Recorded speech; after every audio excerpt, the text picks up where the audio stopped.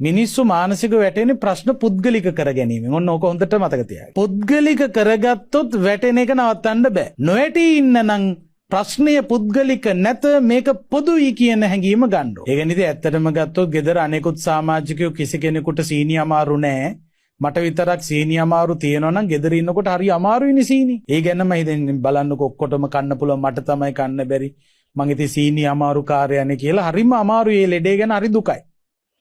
හැබැයි ක්ලිනික් එකට ගිහලා වාඩි වුණාම වම් පැත්ත බැලුවත් සීනි, දකුණු පැත්ත බැලුවත් සීනි, ඉස්සරහා බැලුවත් සීනි, පිටිපස්සට තට්ටු කළා මේ මොකක් වෙලාද? සීනි කියනවා. හතර වටේම සීනිත් එක්ක මං ඉන්නකොට මට සීනි ප්‍රශ්නයක් නෙවෙයි. ලොකු දෙයක් නෙවෙයි. ඔක්කොටම සීනිකාරයෝ ටික නෙමෙයි ඉන්නේ. අනිත් එක්කෙනාගෙන් අහනකොට බලපුවාම මට වඩා සීනියාට. එතකොට ටිකක් එනවා. මට එච්චර නෑනේ. ගෙදරදී කිසි කෙනෙකුට සීනි නැත. තියෙන එකම කෙනා මමයි. එතකොට පීඩනය වැඩි. පුද්ගලික වෙනවා. අතන්ට ගියාම පොදු වෙනවා.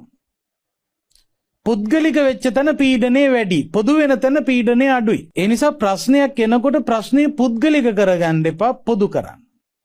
ඒ කියන්නේ මටම උනානේ මටමද වෙන්නේ ඇයි මටම උනේ කියලා හිතන්න එපා.